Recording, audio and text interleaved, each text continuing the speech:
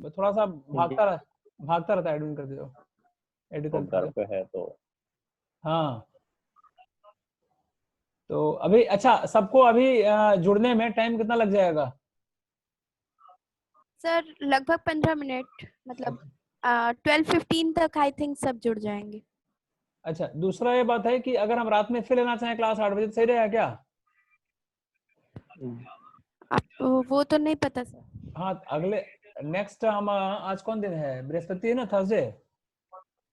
Yes sir. Thursday को। तो Saturday Friday में कल रात में ले लेंगे, अगर आज हमारा नहीं हो पा रहा है। एक हम लेक्चर तैयार कर लेते हैं अच्छा अपना। जी सर। हमें लगा कि एक आप लोगों का एक लेक्चर खत्म कर देते हैं। हाँ हाँ सर। तो पहले पहले तो इस विषम परिस्थिति में पूरा देखिए कि अभी हर लोग अभी आयुर्वेद की तरफ बड़ी अपेक्षा की दृष्टि से पूरा दुनिया देख रहा है। जी सर। जी सर। सभी सभी लोगों को लग रहा है कि बिना आयुर्वेद के, यहाँ पे एडमिन थे जोड़ने का, यहाँ पे हाँ वही बता था एडमिन जो एडमिन, हाँ मेरे को सही करो एडमिन। Hello, yes sir. अभी तो दिखने लगे सब लोग पूरा, लेकिन ये नई टेक्निक से पढ़ाई कर रहे हैं आप लोग। हाँ हाँ जी सर। तो हाँ सर। इस हमें लगता है कि 14 साल की पहली बार ऐसी एक्टिविटी में पहला ऐसा समय हो रहा है। कुछ न कुछ जब विषम परिस्थिति आती है ना, विषम परिस्थिति हाँ आती सर। तो कुछ न कुछ सिखाने के लिए आती है वो। Yes sir. तो ये सीखने की बात है कि और जितना विषम परिस्थिति होता है उतना ही अच्छा आदमी और निखर के बाहर आता है। Yes sir. हम्म। कितने लोग हुए अभी? 9 लोग।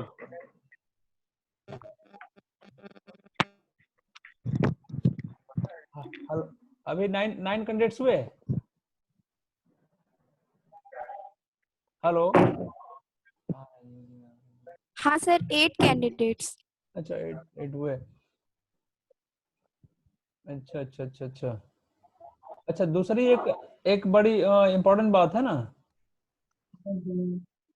कि अभी हमारा धातु टॉपिक चल रहा था ना। हाँ सर। क्या धातु रक्त मांस हो गया था शायद।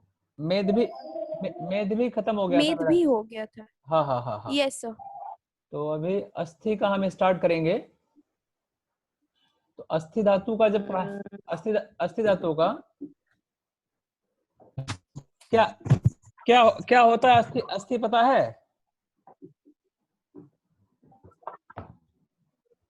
हेलो। हेलो। हाँ हाँ। सब शुरू शुरू किया जाए। यस जी सर।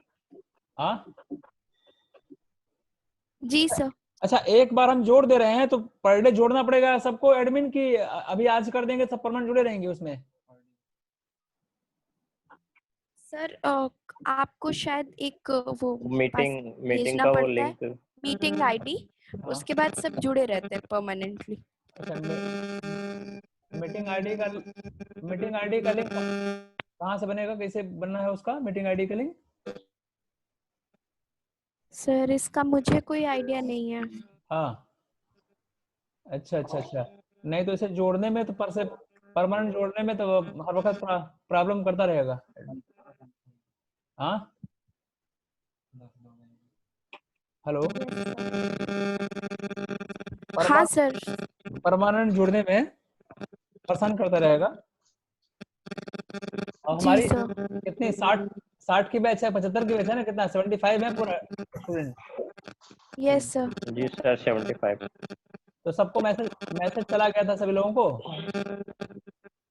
जी सर। अच्छा अच्छा अच्छा अच्छा। लेकिन जुड़ने बट का सर आज तक हाँ जितनी भी ऑनलाइन क्लासेस हुई हैं 30 ही बच्चे आते हैं लगभग। 30 आते हैं। यस सर, और सबके पास नेटवर्क प्रॉब्लम होती है। अच्छा अच्छा अच्छा अच्छा अच्छा। अभी तो 10 लोग जुड़े हुए हैं इस समय। अभी इस समय 10 लोग जुड़े हुए हैं। हाँ जी सर। अच्छा, तो अभी हम लोग पुराना क्लास का तो कुछ याद है नहीं आप लोगों को? जैसे जो धातु का एक कॉमन फंक्शन सबके लिए कॉमन बताया था हमने। पोषण। हाँ, क्रीडनम जीवनम लेपो स्नेहो धारण पूर्वे गर्भोत्पादस्य कर्माणि धातु नाम क्रमशो विदु। ठीक है, अर्थात रस धातु का पहला काम है पोषण पोषण करना।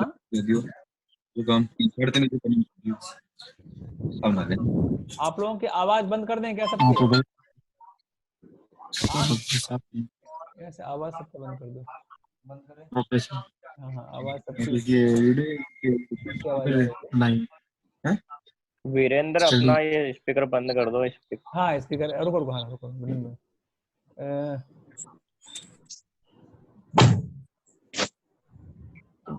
सभी का म्यूट कर दें क्या हम? किसी का आवाज नहीं है? हेलो? हाँ सर, कर सकते हैं। या खुला रखें, आवाज आने के लिए अच्छा रहेगा? कैसा क्लास अच्छा रहेगा आपको? सर सब लोग अपना अपना कर लेंगे, तब कुछ पूछना होगा तो फिर ऑन कर लेंगे। अच्छा अच्छा अच्छा, चलो जो पूछना हो पूछना। तो सबसे पहली बात की जो आपके धातु की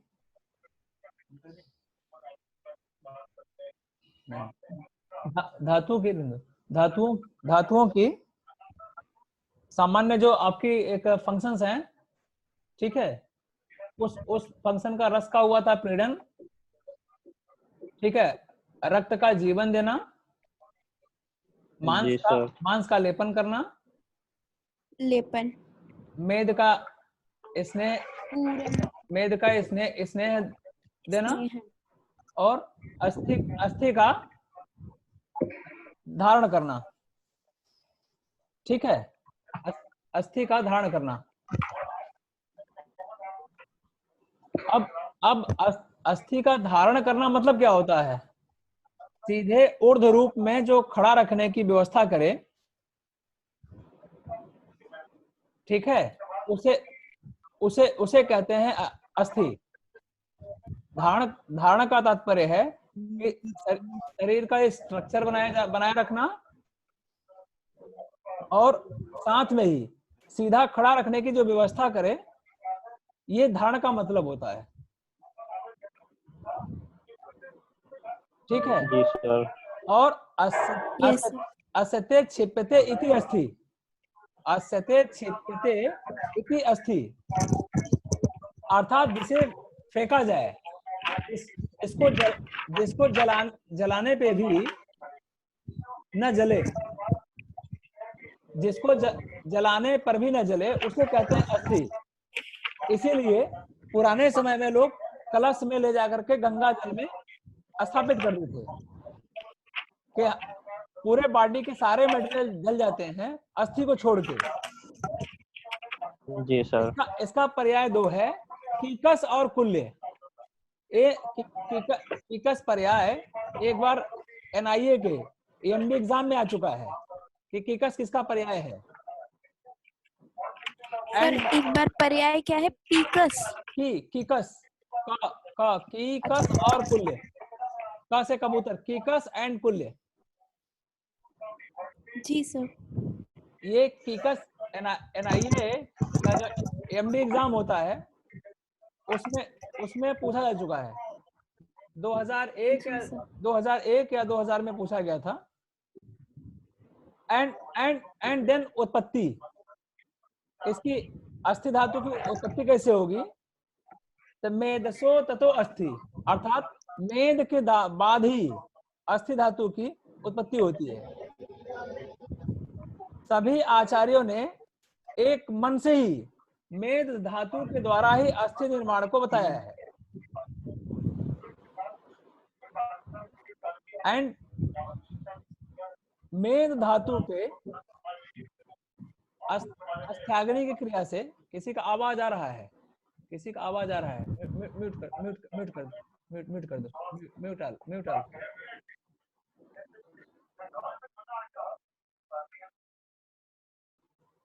हेलो। हाँ सर। हाँ हाँ, तो किसी की आवाज आ रही है, आवाज खड़खड़ा रही है। एडमिट हाँ ठीक है।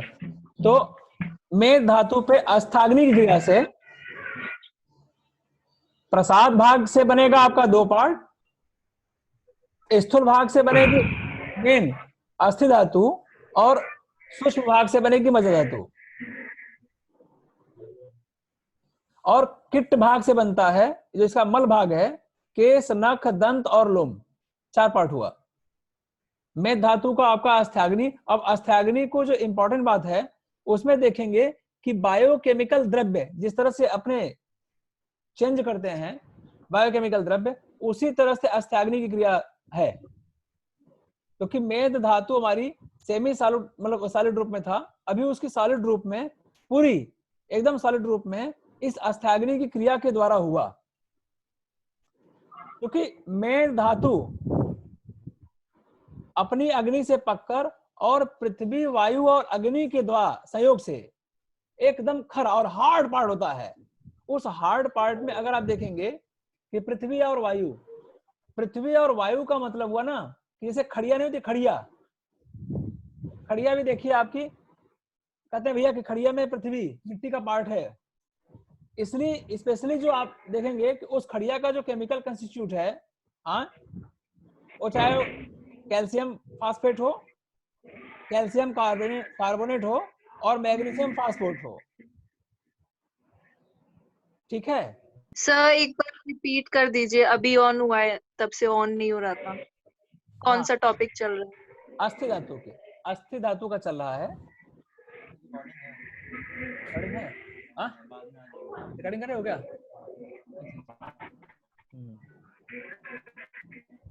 हेलो।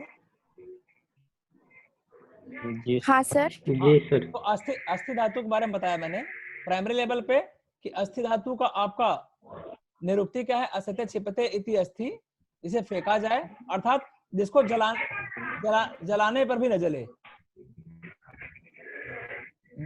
दूसरा है टीकस और कुल्य पर्याय इसका। तीसरा इसका उत्पत्ति मेद से ही अस्थि की होती है। हमें लगता है आवाज बहुत ज्यादा आ रहा है, आवाज कहीं से आ रहा है। म्यूट कर दिए, फिर भी आ रही है आवाज। म्यूट, पूरा आवाज, बड़ा आवाज आ रही है, खड़खड़ पूरा सबका। Hello hello. हाँ सर। आवाज बहुत आ रही है, खड़खड़। ये कैसे बंद होगा? अपने आप के म्यूट कर लेना, हमें लगता है ज्यादा अच्छा रहेगा सब लोग।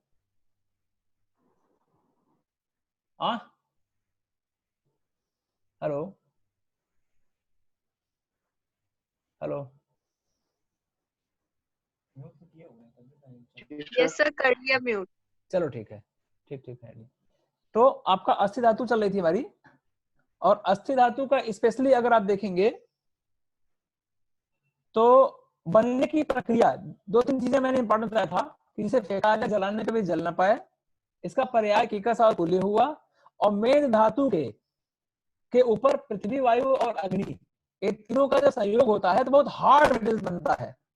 उस हार्ड मटेरियल के द्वारा अस्थि धातु का निर्माण होता है, जो बॉडी को स्ट्रक्चरल खड़ा करने में, पूरा बॉडी ऊपर की तरफ खड़ा होने में सक्षम हो, और खड़ा होने के साथ ही आपका पूरा जो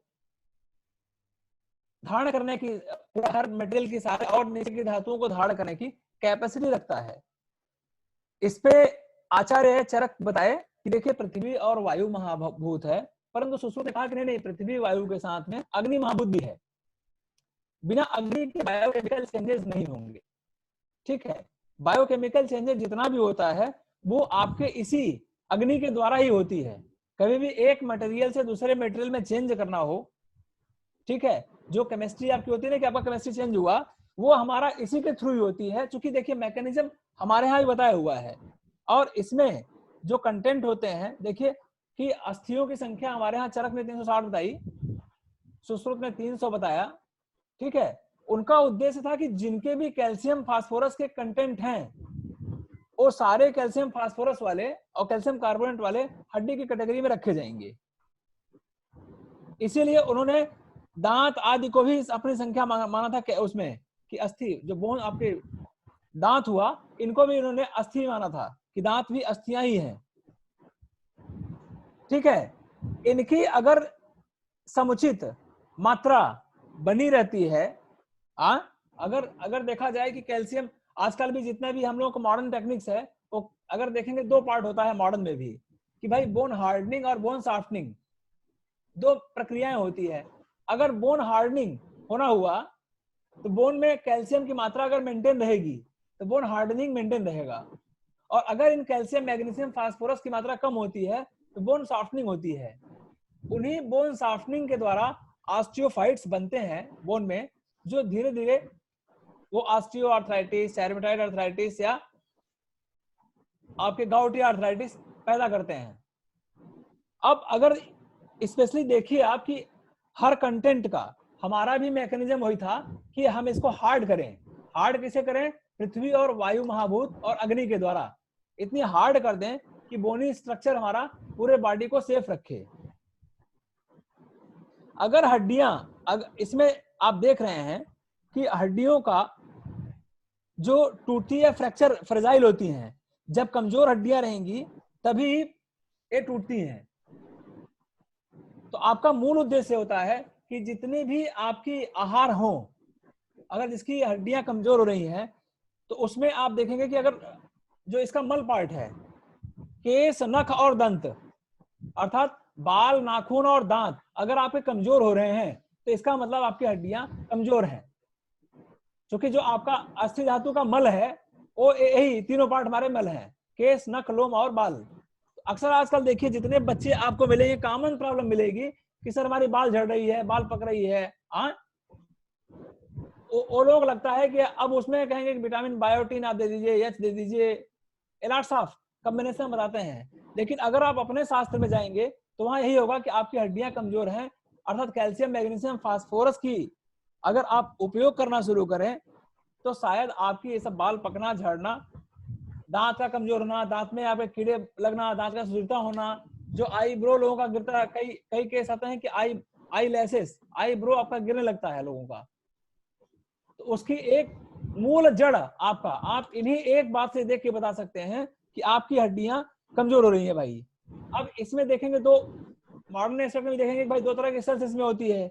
एक को ऑस्टियोब्लास्ट कहते हैं जो उसका फॉर्मेशन करे, और दूसरा ऑस्टियोक्लास्ट है। हटो इसको, यहाँ से इसको हटो, हटो इसको। ऑस्टियोक्लास्ट मतलब जो टूटे, जो हड्डियां टूटती, मतलब ऑस्टियोक्लास्ट जो तोड़ने का काम करे और ऑस्टियोब्लास्ट जो फॉर्मेशन का हड्डियों काम करे, ठीक है। तो अब इनमें 2 तरह की होती है, ठीक है। अब अगर इनका देखा जाए कि स्पेशल स्थान हड्डियों का, हड्डी का स्पेशल स्थान आपका दिया गया कहाँ पे, अगर वात का स्थान देखेंगे तो वात में कहा गया कि वस्ति पुरी सदानम कटे शक्तिनी पादवस्थिनी च तत्रापि पक्वासे विशेषण वात स्थानम, अर्थात अस्थियों में भी वात का एक विशेष बताया गया।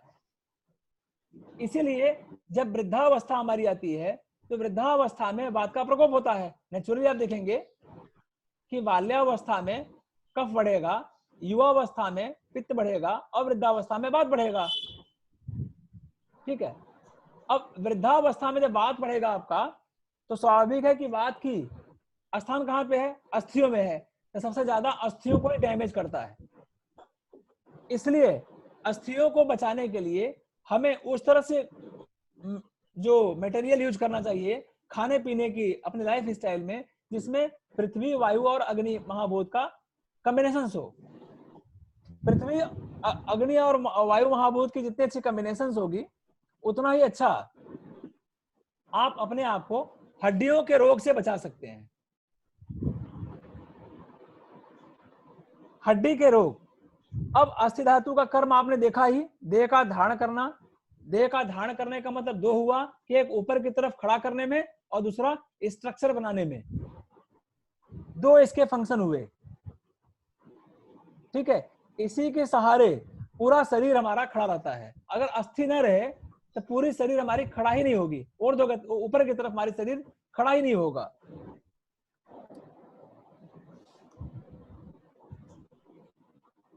ठीक है, जिसका मतलब है कि शरीर को सहारा देना। अगर हम सहारा, हड्डियां नहीं होंगी तो इस बिना सहारे के कभी भी बॉडी हमारी खड़ी नहीं हो सकती। इसमें अब इसके स्पेशली दो हमारे लक्षण होते हैं, क्षय और वृद्धि। अस्थि क्षय के लक्षण आप जानेंगे कि आपके लक्षण क्या क्या होंगे अस्थि क्षय के। इसमें देखिए, क्षय होने पे आपको पहले दिखेंगे कि बाल, रोए, नाखून, भौहें, एयर्स हुआ आपका, नेल्स हुआ, आईब्रो हुआ, ठीक है, दांत, ये सब जल्दी गिरने लगते हैं। जो ही आपकी बोन क्षय होगी, अस्थि क्षय हमारा धातु, कोई भी मैकेनिज्म हमारे धातुओं में बिना, आपको पहले मैंने क्लास में पढ़ा चुका हूं, मैं इसके पूर्व में क्लास पढ़ा चुका हूं कि दोष किसी भी रोग का समवायीकरण है। समवायीकरण का तात्पर्य हुआ कि जब तक दोष नहीं रहेगा तब तक रोग नहीं होगा। ठीक है, लेकिन दोष के कारण ही रोग होगा, ये फैक्ट बात नहीं है। दोष समवायीकरण है, तो अभी हमारा क्या है कि दोष समवायीकरण हुआ और दोष से मतलब दोष रोग पैदा करना चाहा और दोष से नहीं रोग होना चाहा। जैसे आज एग्जांपल में क्या हो रहा है कि कोरोना दौड़ रहा है, हाँ, तो कोरोना दौड़ रहा है, लेकिन अगर बॉडी इम्यूनिटी आपकी अच्छी है तो कोरोना कभी भी आपको प्रभावित नहीं करेगी, राइट।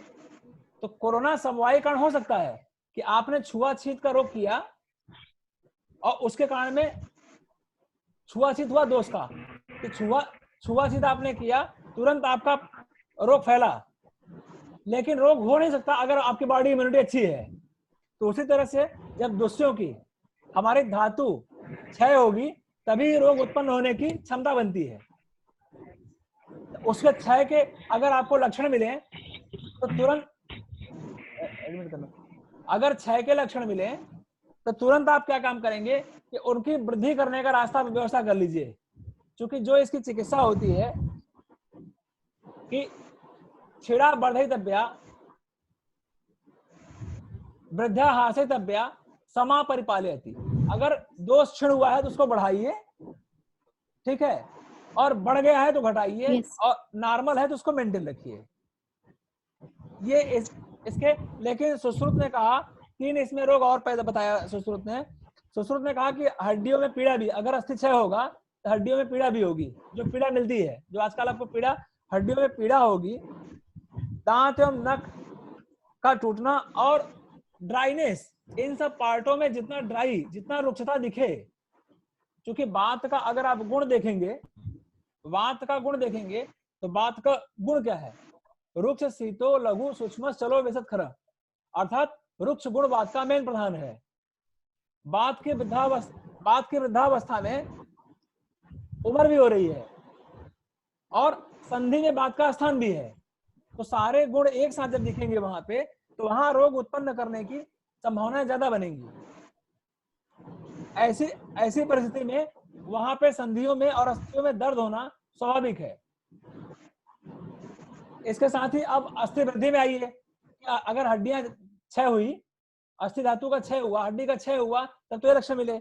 और अस्थि वृद्धि का लक्षण हुआ तो एक हड्डी के ऊपर दूसरी हड्डी जुड़ने लगे, एक हड्डी के ऊपर दूसरी हड्डी जुड़ने लगे, मतलब नहीं पैदा हो, कुछ हड्डियां लंबी बढ़ जाएं, कुछ एक के ऊपर दूसरी हड्डियां बढ़ने लगे, और कुछ में आपके दांत के ऊपर दांत जुड़ने लगे, दांत की संख्या बढ़ जाए। ये सब अस्थि वृद्धि के कई आपके जो आजकल दांतों में देखिए, एक बच्चों का दांत के ऊपर निकल रहा है, वो भी एक अस्थि वृद्धि का एक लक्षण है। अस्थि वृद्धि का एक लक्षण है जिसे हम कहते हैं अध्यस्थि बोलते हैं, ठीक है, अस्थि अर्बुद, अस्थियों में अर्बुद, जो ट्यूमरस फॉर्म होने लगे, कोई ट्यूमर अस्थि में कहते नहीं कि मल्टीपल माइलोमा हो गया, हाँ ऑस्टियो का कोई भी आपके जो आउट ग्रोथ हड्डियों में होने लगे, वो हमारी हड्डी वृद्धि किया, अजंत हुआ, दांत के ऊपर दांत हुआ, ठीक है। इसके अलावा ये आपके स्पेशल आता है कि हमारा एक क्षय हुआ, एक वृद्धि हुआ, एंड अस्थिसार पुरुष के लक्षण, कि जो हम किसको कहेंगे कि इनका हड्डी सबसे बेस्ट हड्डियां हैं, ये हड्डी के मानक के मेजरमेंट के रूप में ये परफेक्ट पाए जाते हैं। तो उसका आपको देखना होगा कि जिसका सिर और कंधा अच्छा खासा मतलब मजबूत हो, बड़े हो, बड़े सिर और कंधे वाले। जैसे मैं अभी देख रहा था, आज हनुमान जी का दिखा, अभी हनुमान जी का दारा सिंह का रामायण का प्रोग्राम आ रहा था, तो उसमें देखा कि देखिए अस्थि और सिर उनका बड़ा बड़ा, मतलब वो अस्थिसार पुरुष के मजबूत व्यक्ति थे, ठीक है। अब उनका एग्जाम्पल भी देखा जाए कि देखिए वो पवन पुत्र थे, पवन की तरह चलते थे, हमें लगता है कि हनुमान जी को अस्थि रोग से बहुत परेशानी नहीं होना पड़ा होगा।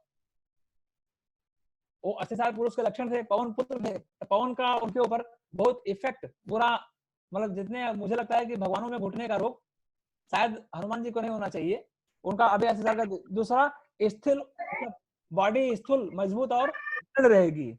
तीसरा बड़े उत्साह वाले होते हैं, बड़े उत्साह वाले।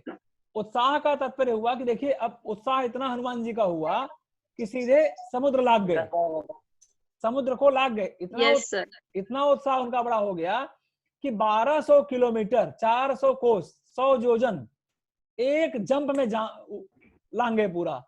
अभी ये बातें कहना बड़ा, लोग कहते हैं कि नहीं बड़ा गलत बात, मतलब सब लिखी लिखाई बात है, लेकिन जब पुष्पक विमान का परिकल्पना रामायण में किया था, तब पे भी देखिए लोग कह रहे होंगे उस समय, कह रहे पुष्पक विमान झूठा बात है, लेकिन 15वीं शताब्दी के पहले पुष्पक विमान का सब हवाई मानते रहे होंगे, लेकिन आज हवाई जहाज बन गई है। उसी तरह से एक व्यक्ति में 1200 किलोमीटर की उड़ के जाने की संभावना है। आज मैं अस्थि धातु देखा तो उसमें लगा कि देखिए बड़े उत्साही होते हैं, अधिक कार्य करने वाले, अधिक कार्य करने वाले, पंखा चालू कर, अधिक कार्य करने वाले होंगे और क्लेश को सहन करने वाले, दुख दर्द कितना भी आएगा उसको सहन करने वाले होते हैं। साथ ही स्थिर शरीर वाले और अधिक आयु वाले। इतने आपके जो अगर कहीं देखना हो कि भाई आपका अस्थि धातु जो बोन्स है वो सही है कि नहीं सही है, तो ये लक्षण आपको चेक करना चाहिए कि भैया आपके सिर, उनका सिर और कंधा बड़ा है कि नहीं, इनके दांत और चिबुक हनु अस्थि एवं नख मजबूत है कि नहीं मजबूत है, उत्साही है कि नहीं है उत्साही, अधिक कार्य करने की क्षमता है कि नहीं है, दुख झेलने की क्षमताएं हैं कि नहीं है।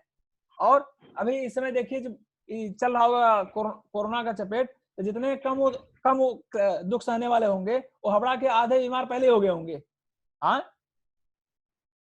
आज आपका दिन है कि आपका दुख सहने, मतलब दुख सहने की क्षमता आप, एक तो आप अगर पढ़ लिया है तो दूसरा से स्थापित कर सकते हैं अपने आप को।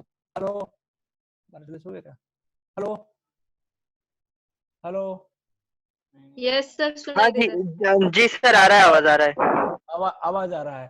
तो ये आप देखिए कि ये जो हमारी पद्धति की जो व्यवस्था बताई गई है कि देखिए आपका पूरा एक एक लाइन कि हमारी बोन्स बनेगी कैसे, बोन्स बनने के बाद में हमारा उनका काम क्या होगा, काम के बाद में उनकी मतलब निरुक्ति क्या है, फिर उसके बाद में अब काम के फाइनली रूप में उनके क्षय के लक्षण क्या हैं, उनके वृद्धि के लक्षण क्या हैं, फिर उनके अस्थिसार पुरुष के लक्षण क्या हैं। ठीक है, एक फास्टली जो इसका मैकेनिज्म बनाने का मैकेनिज्म है, 2 मिनट में हम खत्म कर रहे हैं इसको, क्योंकि 12:40 तक चलना है इसका। तो उसमें हमने बताया सर अनलिमिटेड टाइम है, अनलिमिटेड टाइम है इसमें। अच्छा, उसमें दिया था कि 40 मिनट के ऊपर आपका क्लास नहीं हो सकता। हमें जो मैंने नहीं सर, होगा सर अभी मैसेज आया था कि अनलिमिटेड हो सकता है। सर अनलिमिटेड कॉलिंग का है। अच्छा। हेलो, हाँ, तो हमें जी सर अनलिमिटेड है। अच्छा, तो हमें लगा ना हमें लगा, बता ना, हमें लगा अब इसमें अगर आप देखेंगे मैकेनिज्म कैसे बनती है धातुएं, हाँ, तो सबसे सबसे सबसे पहले जो पाचन क्रिया आपकी होगी, हाँ, तो पाचन क्रिया में आहार आप लिए, आहार को लिए, आहार लेने के बाद में प्राण वायु के सहयोग से आपका आमाशय में पहुंचा खाना, ठीक है। आमाशय में पहुंचते ही वहां पे क्लेदक कफ, समान वायु और पाचक पित्त का संयोग हुआ, ठीक है। मैकेनिज्म आप इसका बनाने का प्रक्रिया कि आपका, hello hello, yes sir, mechanism repeat कर दीजिए। पहले आपने आहार लिया, आहार पे प्राण वायु का कार्य शुरू हुआ, प्राण वायु के द्वारा आमाशय में पहुंचाया गया खाना, आमाशय में आते ही आपका वहां पे क्लेदक कफ, समान वायु और पाचक पित्त, तीन लोगों ने अपना महत्वपूर्ण भूमिका निभाना शुरू हुआ कि मान लीजिए अस्थि धातु को मुझे बनाना है, अस्थि धातु बनाने के लिए क्या प्रक्रिया होगी, हाँ, तो क्लेदक कफ क्लेदन किया, गीला किया, क्लेदक कफ ने गीला किया, ठीक है। समान वायु अग्नि को बढ़ाई और पाचक पित्त डाइजेशन के कार्य में लग गया। ये तीनों मैकेनिज्म ग्रहणी में आई, ड्यूडेनम एरिया आपका, ड्यूडेनम से लेकर आमाशय से लेकर के पक्वाशय के मध्य का स्थान ग्रहणी का होता है, जहां आमाशय शुरू हो और पक्वाशय वहां का ग्रहणी स्थान है, वहां पे जठराग्नि की क्रिया हुई। जठराग्नि की क्रिया होने के पश्चात में पूरा संघात भेद में बोलस फार्म में खाना हुआ, और बोलस फार्म में खाना होने के बाद में आहार रस बना। आहार रस पे हमारी जो पांचों महाभूतों की अग्नियां हैं उस पे काम करना शुरू की। जो खाने में आपका आकाश और वायु था उस पे वात के कर्म के द्वारा पाचन करा करके धातुओं के निर्माण हेतु लेके गया आगे, और तेज धातु पे सर पंच नाम की आहार रस पे, उसके बाद पंच आहार रस पे आपके पांचों भूताग्नियों का, हाँ सर, कार्य शुरू होगा। पांचों भूताग्नियां अपने अपने द्रव्यों को पकाएंगी पूरा तरह से। जैसे एक खाना आप खा रही हैं तो उसमें आकाश भी है, वायु भी है, अग्नि भी है, ठीक है, पृथ्वी भी, जल भी है और पृथ्वी भी है। तो जो आपके जो खाना आपने लिया, डाइट्स लिया, उस डाइट्स को पचाने के लिए स्पेसिफिक यही अग्नियां पकाती हैं।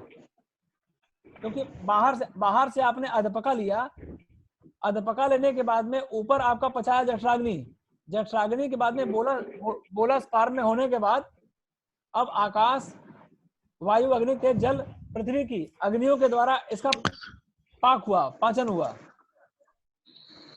पाचन होने के पश्चात में अब नेक्स्ट अगला मतलब पहले हमारा जठराग्नि की क्रिया हुई, आहार पे जठराग्नि की क्रिया हुई, जठराग्नि क्रिया के बाद में भूताग्नि क्रिया हुआ, एंड भूताग्नि पाक के पश्चात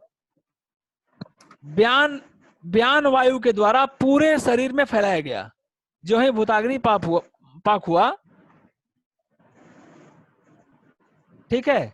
भूताग्नि पाक के द्वारा तुरंत ब्यान वायु के द्वारा खाना पूरे, चूंकि जो आपका महाभूत में अलग अलग सारे महाभूत में पार्ट हो गए, महाभूत पार्ट होने के कारण में वायु और आकाश वाला वात के द्वारा, वायु और आकाश का पार्ट जो रहा वो बात वहां पे बात के साथ मिला, और पित्त वाला अग्नि के साथ और कफ वाला पृथ्वी और जल के साथ अपना दोष के रूप में यहाँ पे ये लोग अपना अलगाव भी किए। और करने के साथ में ही ये अब आ गए भूताग्नि पाक होने के पश्चात जो गुण पाचन, मतलब अब इनमें गुण आ गया, स्पेसिफिक गुण आ गया इनमें, और ब्यान वायु के द्वारा पूरे बॉडी में फैला दिया गया। मतलब अब छोटे रूप में देखिए, जठराग्नि का पाक हुआ, बोलस फॉर्म में आहार रस बना, आहार रस पे पांचों भूताग्नियों से पाक हुआ, पांचों भूताग्नियों से पाक होने के पश्चात ब्यान वायु के द्वारा पूरे बॉडी में फैला दिया गया। जी सर। एब्जॉर्ब हुआ और सारे बॉडी में फैला दिया गया। एब्जॉर्ब और फैलाने के पश्चात अब शुरू होता है वहां पे धात्वाग्नि पाक का। छात्रों में एक बड़ा कंफ्यूजन रहता है इस बात का, हम लोगों को भी पढ़ते समय कंफ्यूजन बार होता था कि यार ये हो कैसे, कहाँ कहाँ होता है काम। तो आपने देखा कि जठराग्नि की काम हमारा ग्रहणी में हुआ, उससे आहार रस निकला, ठीक है, आहार रस का लीवर आदि स्थान पे भूताग्नि का पाक हुआ हमारा। भूताग्नि का पाक होने के बाद में पूरे बॉडी में फैल करके धात्वाग्नि पाक शुरू हुआ।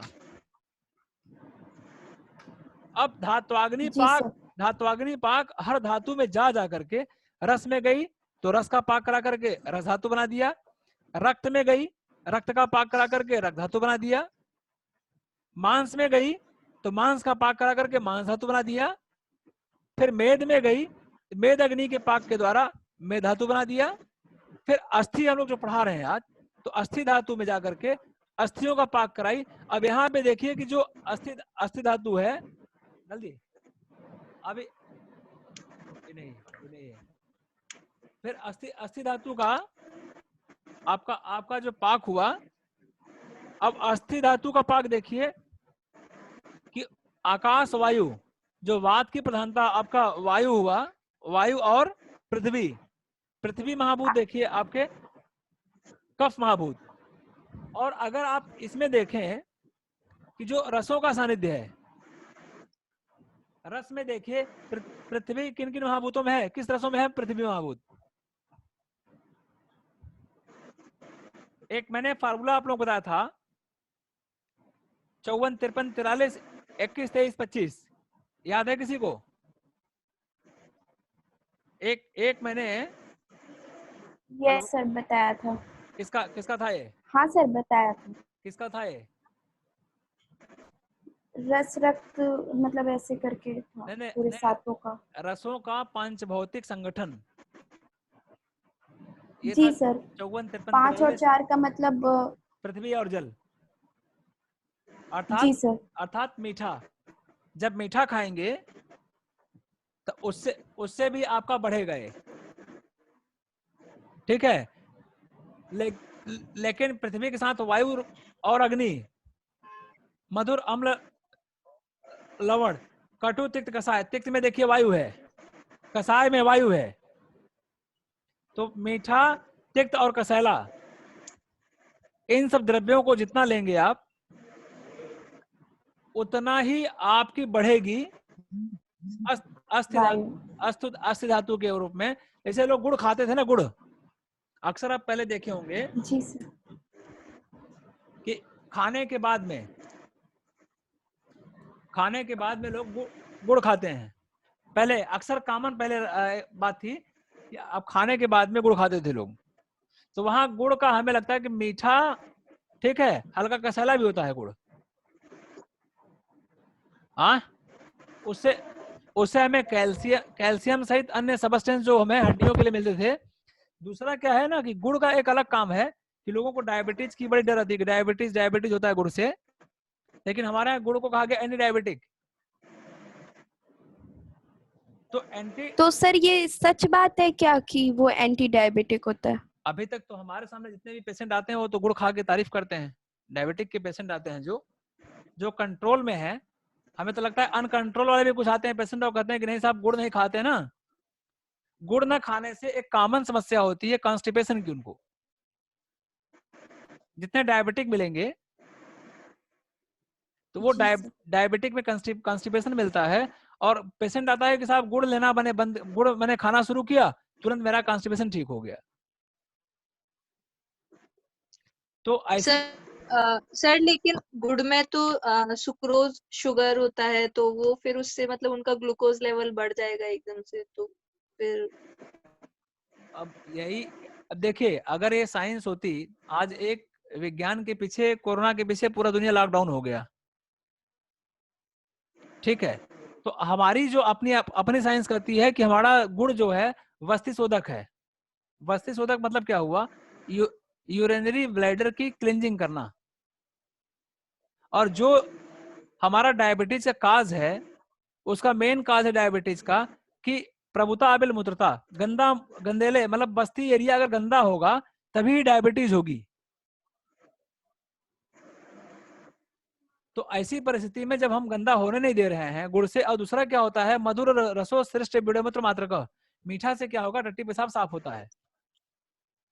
ऐसी परिस्थिति में जो साइंसें अपनी अलग अलग हैं और प्रत्येक साइंस अपने लिमिट्स में रह के काम करें, हाँ, तो वो आपके लिए उपयोगी। जैसे आज आपका भारत में पहली बार हमारे प्रधानमंत्री जी के द्वारा आयुर्वेद की उपयोगिता देखते हुए इम्यूनिटी बढ़ाए जाने के लिए पहली बार नोटिफिकेशन और एडवाइजरी आयुर्वेद का जारी हुआ है। तो ये आप लोगों के लिए बधाई के पात्र, ये आप आयुर्वेद वाले बधाई के पात्र हैं।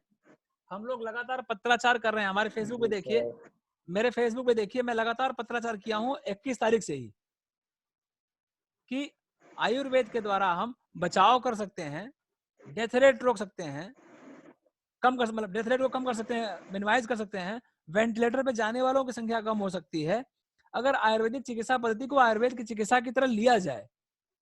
जब चाइनीज अपने ट्रेडिशनल मेडिसिन को ला सकते हैं तो हमें क्या परेशानी हो रही है?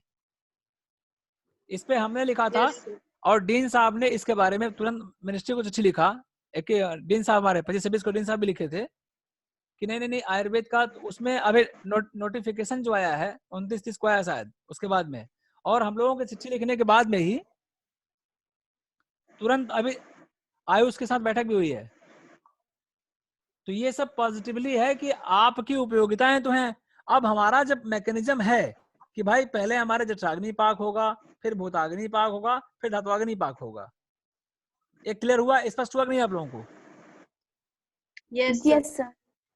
कि अगर ये स्टेप बाय, अब हम अगर जाएंगे बोलस फार्म में बनने के लिए तो हमारा बोलस फार्म बनता है कि भाई माइसेल्स बनेंगे, सेम यही मैकेनिज्म है। अगर आप जाके देखेंगे कि माइसेल्स बना और बोलस फार्म में जो बन करके एब्जॉर्प्शन होती है, पूरी मैकेनिज्म मुझे आज तक नहीं कोई अलग लगा। नाम अलग है, नाम डिफरेंस है, बट फंक्शन और काम एकदम सिमिलरिटी मिलेगी पूरी आपको इस तरह से। और जी सर। तो इसलिए वहां पे हमारा जो है उद्देश्य कि हमारे जो साइंस है, हमारे यहाँ चीनी के लिए मना किया, गुड़ के लिए इंडिकेट किया। इसका तात्पर्य है कि लगा दो उसमें, इसका तात्पर्य है कि चीनी और गुड़ ये मैंने लगाया, दिख रहा है आप लोगों को? दिख रहा है? एक मैंने लगाया अभी, शेयर किया इसको। Yes sir. हाँ, मैकेनिज्म नहीं सर, एक सेकंड, अभी नहीं दिख रहा है। दिख रहा है सर। मैकेनिज्म मैंने शेयर हाँ किया है। सर, दिख रहा है। अब दिखा जी सर। जो मैंने पढ़ाया अभी आपको? हाँ जी सर। जो पढ़ाया हमने अब देखिए ऊपर दिख रहा है आपका, ऊपर आहार लिया आपने, खाना लिया आपने, प्राणवायु के संयोग से नीचे भेजा गया आपका आमाशय में।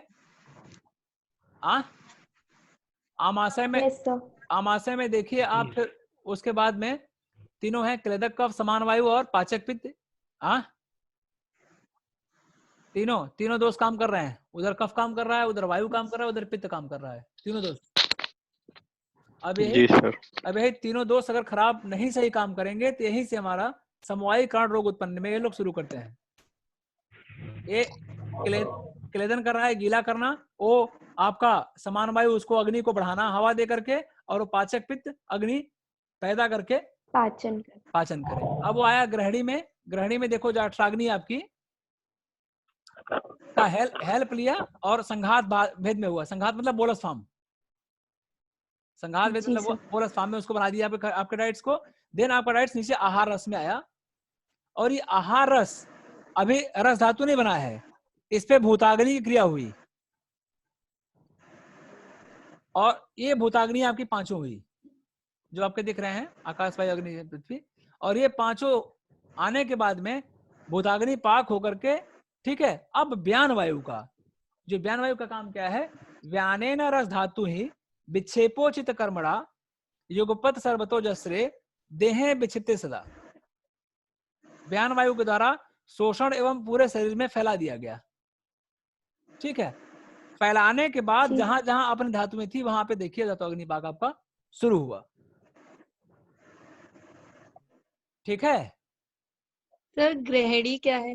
डिओडिनम मतलब ग्रहणी का जो मतलब है ग्रहति पचति विवेचयति मुंचति, जो एब्जॉर्प्शन कराए, डाइजेशन कराए, एब्जॉर्प्शन कराए, एसिमिलेशन कराए, राइट। ग्रहणी का तात्पर्य इतने, डाइजेशन, एब्जॉर्प्शन, ठीक है, एसिमिलेशन, ये प्रक्रिया जो कराए। और ये डिओडिनम है? डिओडिनम नहीं, डिओडिनम लोग कहते हैं लेकिन it is not correct answer. आप आमाशय से लेके पक्वाशय मतलब स्टमक टू लार्ज इंटेस्टाइन की पूरा एरिया, बीच का पूरा एरिया। इसके बारे में ये भी कहा गया है कि षष्ठी पित्तधरा नाम या कला परिकृतिता, छठी है पित्तधरा कला जहां पे होती है, छठी पित्तधरा कला, जो कलाएं पढ़े होंगे ना आप, तो कला में छठी जो पित्तधरा कला है, षष्ठी पित्तधरा नाम या कला परिकृता पक्व आमाशय मध्यस्थता ग्रहणी सा परिकृता, अर्थात पक्वाशय और आमाशय के मध्य छठी पित्तधरा कला के पास। तो कुछ हद तक ये लगता है कि डिओडिनम के पास है, क्योंकि डिओडिनम के एरिया के अगल बगल ही डाइजेशन, एब्जॉर्प्शन, एसिमिलेशन पूरा होता है। ठीक है, समझ में आया? Yes sir. और कोई क्वेश्चन? अब देखिए नीचे आपके सातों धातुएं हैं, लास्ट में जो सारे सातों धातुएं मिलकर के अपना अपना ले करके आहार, इनके स्थान है, कर्म है जो मैं पहले पढ़ा चुका हूं पीछे, और कर्म के स्थान पे इनके मात्राएं हैं, कितनी अंजलि प्रमाण होंगी इनकी, हाँ, संख्या है, अस्थि की संख्या आपका 322 सुश्रुत और 360 बाई चरक। ठीक है, जी सर। और उसके बाद में आपका इनका क्षय और वृद्धि, किनकी क्षय, अगर क्षय मतलब कमी हो गई तब क्या रोग होगा, वृद्धि हो गई तब क्या रोग होगा। और फिर सम और अच्छे गुण किसको मिलेंगे, वो अस्थिसार पुरुष के लक्षण है। करेक्ट? हाँ, यस। अच्छा एक काम कर सकते हैं क्या, आप लोग सारा ना हमारे एक साथी जिसे मैं कम काम करना पड़े कि हमारे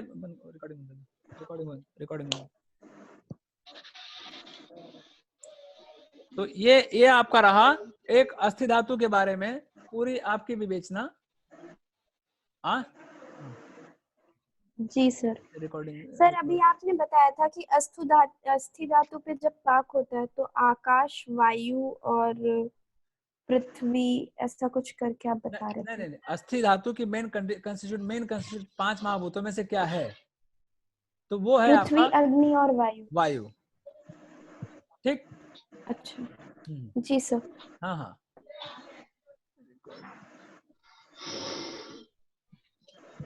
तो चलिए आप लोगों का नेक्स्ट क्लास में हम अस्थि के बाद में मज्जा और शुक्र हमारा बचा टॉपिक में, तो मज्जा नेक्स्ट टॉपिक में लेते हैं हम।